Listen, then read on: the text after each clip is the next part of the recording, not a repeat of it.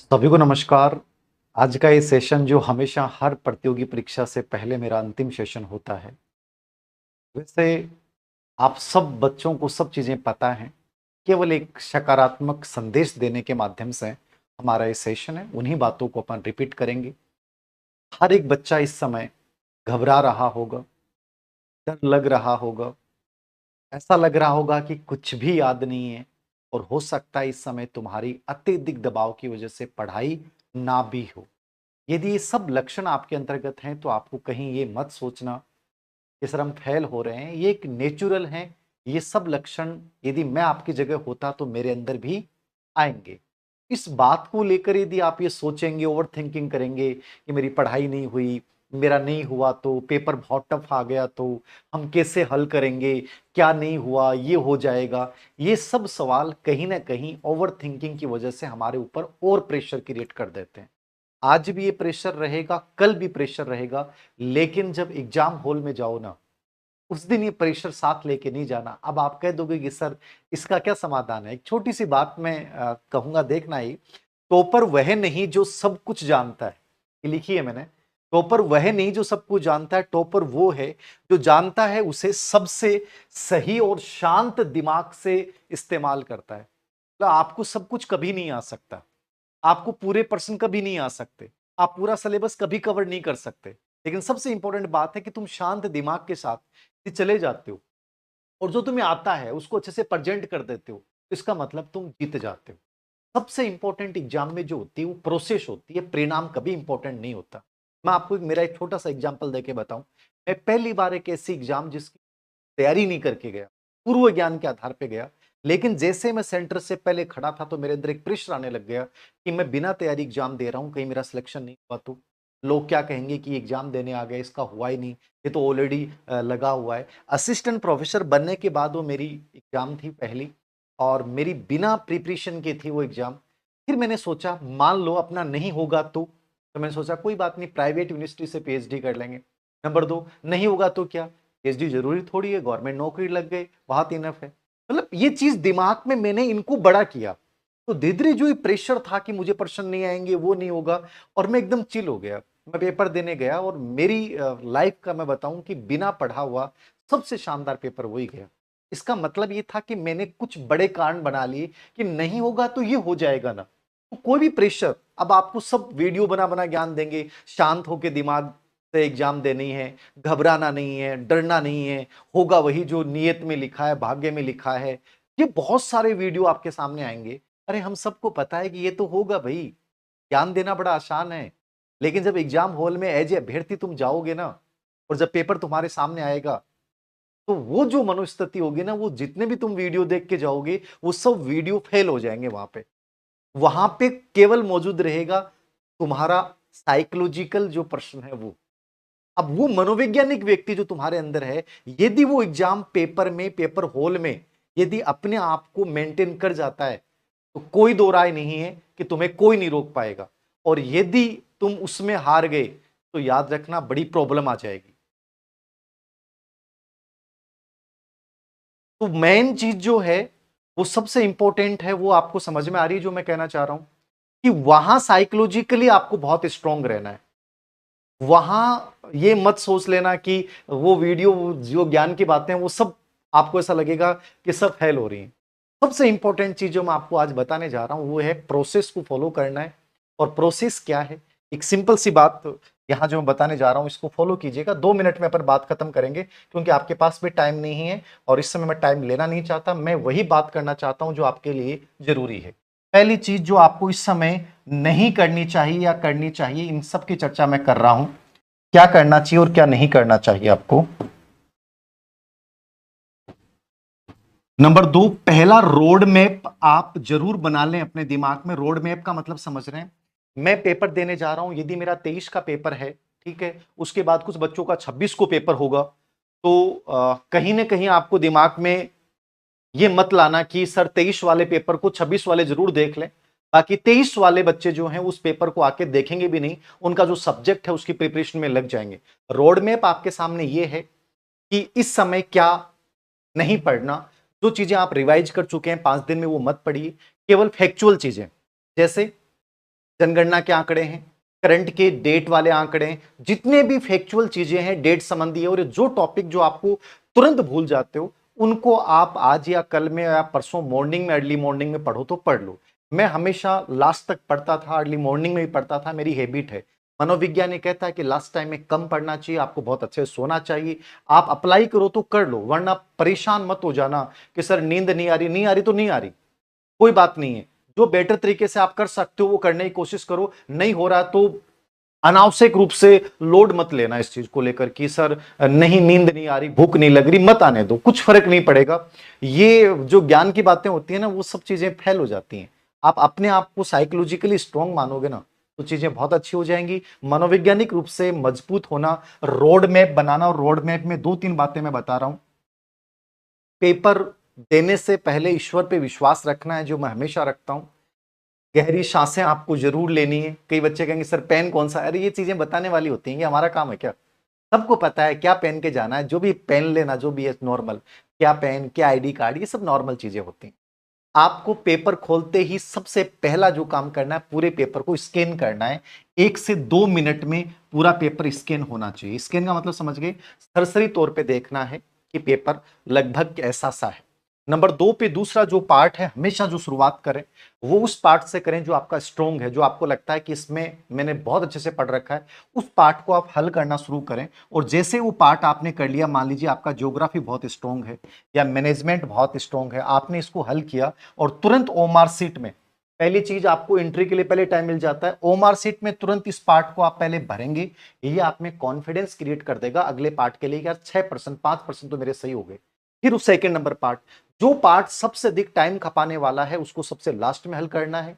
Number 2, कभी भी किसी प्रश्न में उलझना मत। उलझने का मतलब समझे, जिंदगी में कभी उलझना ही नहीं चाहिए, लड़ाई करने में बहुत नुकसान होता है। तो इस परीक्षा को आप युद्ध मत समझिए, परीक्षा को एक मिशन समझिए कि मैं पेपर देने जा रहा हूं, मुझे हर प्रश्न के साथ 100% देना है। मान लीजिए कोई पेपर है, कोई प्रश्न है जो आपको उलझा रहा है, आपका टाइम ले रहा है, तुरंत आप क्या करते हैं, स्किप कर दें। स्किप करना एक बहुत अच्छी एबिलिटी है। टाइम खराब करना ही नहीं, क्योंकि आपके पास टाइम है ही नहीं। इसलिए आप सबसे इजी पार्ट को सबसे पहले करें ताकि आपका टाइम बच जाए मैथ रीजनिंग के लिए, या जो प्रश्न समझने वाले हैं, साइकोलॉजी वाले, या जो भी अप्लाइड प्रश्न आते हैं वहां के लिए। तो थोड़ा सा ये गेम खेलना आपको कि कहां क्या चीजें करनी है, स्किप करने वाली कला अपने दिमाग में रखना। जो प्रश्न समझ में नहीं आ रहा, जो हार्ड है, जिसके ऑप्शन आपने कभी पढ़े नहीं है, तुरंत स्किप कर देना है। रिस्क लें कि नहीं लें? रिस्क जरूर लेना चाहिए। रिस्क कितना लें? रिस्क जहां भी 50% प्लस आपको संभावना दिख रही है वहां रिस्क लेना चाहिए। नंबर 2, पहले से तय करके मत जाओ कि मुझे 40% ही पेपर करके आना है। पेपर का लेवल बहुत हार्ड है और आपको लग रहा है कि मुझे कुछ भी नहीं आ रहा, कहीं घबराने की आवश्यकता नहीं है, वो किसी और को भी नहीं आ रहा। ये पॉजिटिव एस्पेक्ट होता है, आप सेलेक्ट हो रहे हो, जितना हार्ड होगा उतना बढ़िया आपके लिए। तो वहां आप ये देख लीजिए, मैं 40% प्लस चाह रहा हूं तो ज्यादा नेगेटिव मार्किंग में नहीं फंसे। पेपर इजी है और वहां आपको लग रहा है कि मैं बहुत अच्छा स्कोर नहीं कर रहा हूं, तो आपको रिस्क लेना है। और रिस्क की मैंने आपको बता दी, जिस चीज को आप जानते हैं वही रिस्क लें, जिस चीज को नहीं जानते उसको रिस्क नहीं लें। मैं एजुकेशन में बिजनेस करूंगा, सफल हो जाऊंगा, रिस्क लूंगा, सफल हो जाऊंगा। लेकिन मैं जानता ही नहीं, मैं कोई चीज को जानता ही नहीं, होटल इंडस्ट्री को नहीं जानता और मैं उसमें घुस गया, तो 100% मुझे क्या मिलेगी? असफलता मिलेगी। तो हमेशा जो चीज जानी पहचानी है उसमें रिस्क लेने का प्रयास करें, अन्यथा रिस्क नहीं लें। तो नेगेटिव मार्किंग का मैंने बता दिया है, ये दिमाग में कॉन्सेप्ट क्लियर कर लो। सब कुछ भरना है, ये सबसे गलत कॉन्सेप्ट होता है। सब कुछ भरना है नहीं, वही भरना है जो आपको आता है और सटीक तरीके से भरना है। जैसे ही पार्ट में प्रश्न देखो और आपको लग रहा है कि ये सटीक है, ये मुझे करना है, तो उसमें तुरंत जो है उसमें याद रखें, टिक करें जो प्रश्न आपको आ रहा है। या आपको मान लीजिए आपको लग रहा है मुझे नहीं आ रहा, समझ ही नहीं आया, क्रॉस कर दें उसको, दिमाग में रहेगा ये प्रश्न नहीं करना है, क्योंकि ओमार सेट में गोले भरते हुए गलती नहीं होगी। नंबर 2, जिस प्रश्न में आपको लग रहा है कि मुझे एक बार इसको दोबारा देखना है, उस पे एस लिखना है जो मैं यूज करता था, सस्पेक्ट। उसको यदि लास्ट में टाइम मिला तो आपको दोबारा देखना। जहां कंफ्यूजन आपके पैदा हो रहा है उस प्रश्न में टाइम खराब मत करना, लास्ट टाइम में सस्पेक्ट वाले प्रश्नों को, जो भी 5 से 10% बचते हैं उनको सस्पेक्ट लगा लिया और लास्ट टाइम में उनको देख लेना है। 10 मिनट का लास्ट में रिव्यू के लिए टाइम रखना, जिसमें अपने रोल नंबर वगैरह, जिसमें चीजें देखना कि कौन सा ऐसा प्रश्न था जो मैंने सस्पेक्ट छोड़ा था, मैं नहीं भर पाया, इसके लिए टाइम है, समझ लीजिएगा। अनावश्यक समय आपके पास रहेगा नहीं, इसलिए थोड़ा सा घबराने से तो क्या होगा, जल्दबाजी करने से तो अपने एक कहावत चलती है, जल्दबाजी राक्षस को काम हो है। तो शांत तरीके से चलोगे, धीमी गति से चलोगे, रिजल्ट उतना ही बेटर आएगा। अब धीमी का मतलब नहीं है कि तुम एकदम से धीमे हो जाओ, धीमी का मतलब है शांत मन के साथ, जल्दबाजी नहीं करना। जल्दबाजी से गलतियां क्या होती हैं, कई बार आप कहते हो कि सर सरल प्रश्न गलत हो जाता, सबसे बड़ा प्रॉब्लम है कि सरल प्रश्न गलत क्यों होते हैं, इजी प्रश्न हमारे गलत हो जाते हैं। हार्ड गलत हो जाना बड़ी बात नहीं है, क्योंकि हार्ड वो किसी और को भी नहीं आएगा, वो और किसी का भी गलत हो रहा है। लेकिन आपको सरल प्रश्न आपका गलत हो रहा है, इसका मतलब क्या है, ये प्रॉब्लम है। तो इजी प्रश्न गलत नहीं होना चाहिए, उसका क्या तरीका है, हर प्रश्न को वीआईपी ट्रीटमेंट दो। वीआईपी ट्रीटमेंट समझ रहे हो, हर प्रश्न को इस रूप में देखो कि मेरे लिए बहुत इंपॉर्टेंट है और मुझे इसको पूरा पढ़ना है, चाहे 2 बार पढ़ना पड़े, चारों ऑप्शन इसके देखने और उसके बाद मुझे आंसर करना है। तो वीआईपी ट्रीटमेंट देना हर प्रश्न के लिए बेहद आवश्यक है। ओके सर, कल लाइब्रेरी जाएं क्या, यदि आपको लगता है मुझे फायदा है, कोई बर्डन नहीं है तो जाइए। मैं तो कहता हूं मॉर्निंग तक मैं पढ़ता था और मुझे कभी नुकसान नहीं हुआ, क्योंकि मैं हमेशा सोचता था नहीं हुआ तो क्या है, प्राइवेट जॉब कर लेंगे। तो जिंदगी में ये चीजें होती हैं, आप कोई चीज को बड़ा बनाओगे तो वो चीज आपको परेशान करना बंद कर देगी।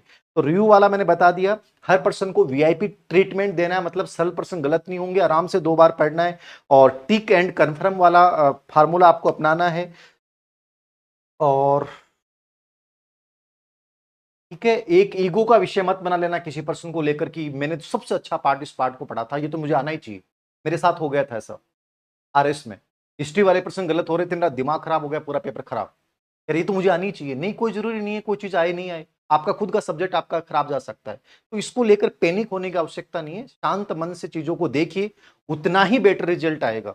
जितना अनावश्यक परेशान हो जाएंगे उतना ही खराब रिजल्ट जाएगा। तो कुछ चीजों को लेकर बहुत बेटर करना है। और सबसे इंपॉर्टेंट चीज मैं एक और शेयर करूंगा इसके लिए, क्योंकि ये बहुत जरूरी है। पेपर टफ आए तो आपको बहुत रिस्क नहीं लेना है, पेपर इजी हो तो रिस्क लेने की संभावनाएं ज्यादा बढ़ जानी चाहिए, ठीक है, क्योंकि वो सबका अच्छा जाता है। इजी प्रश्नों को पे ज्यादा ध्यान दो, क्योंकि हार्ड प्रश्न तो सबके गलत होंगे। यहाँ पे मैं एक चीज आपको, एक लेख बता रहा हूं, ये बहुत इंपॉर्टेंट है। ये अभी एक खिलाड़ी थी और इन्होंने इसको यूज किया है, मैंने इसको आपको क्लास में भी कई बार बताया है इस चीज को कि ये क्या है। ये फ्रेंच ओपन की जो विजेता है उन्होंने लिखा है कि मेरा कल लास्ट गेम है और मुझे खेलने जाना है। और उस समय ये बेलारूस की आर्यना संबालेका, ये 1 नंबर की खिलाड़ी है, मतलब जैसे मान लीजिए कि आपको लगता है कि मेरा सिलेक्शन होना ही चाहिए, और इसके सामने जो है वो जैसे आप मान लीजिए खुद है। तो ये क्या कहती है कि 21 वर्षीय जो गोफ जिसने इस ओपन को जीता, उसने पहले वाली नाइट को रात को 8 बार कागज पे लिखा, मैं जीतूं। ये साइकोलॉजिकल तरीका होता है, अनकॉन्शियस माइंड को हम सिग्नल देते हैं इसके माध्यम से, और ये वास्तव में चरितार्थ होता है। और इसने फ्रेंच ओपन को, तो एग्जाम से पहले पहली नाइट को 8 बार ये जरूर लिखें कि मैं अच्छा कर रहा हूं, अच्छा कर रहा हूं, सब अच्छा। और फिर अंतिम रूप से अपने आप को संतुष्ट करने का तरीका यही है, तो वही गीति में लिखा है जो श्री कृष्ण कहते हैं, लेकिन कर्तव्य पथ पे पूरा जोर लगाना है, हर पर्सन को समझना है, आराम से करना है, कोई तनाव नहीं लेना है। 2 घंटे पहले जरूर जाएं, जिस सेंटर पे आपका सिटी में आपका एग्जाम है वहां 1 दिन पहले पहुंच जाएं, घबराहट नहीं होगी। और छोटी मोटी चीजें जो आपको रखनी चाहिए सबकी सावधानी रखिए, बाकी ईश्वर पे विश्वास रखें। मेहनत जिसने दिल से की है वो होगा। घबराहट होना, पर्सन ऐसा लग रहा है नहीं पढ़ पाना, ऐसी सब चीजें नेचुरल हैं, कोई फर्क नहीं पड़ेगा। आप दीजिए, जिंदगी में और बेस्ट चांस मिलेंगे, ईश्वर की और खूबसूरत योजनाएं, मैं यही कहूंगा। तो सब ढेर सारी शुभकामनाएं और यही उम्मीद कि आप सब जीत के आएंगे। थोड़ा सा पॉजिटिवली इसको शांत तरीके से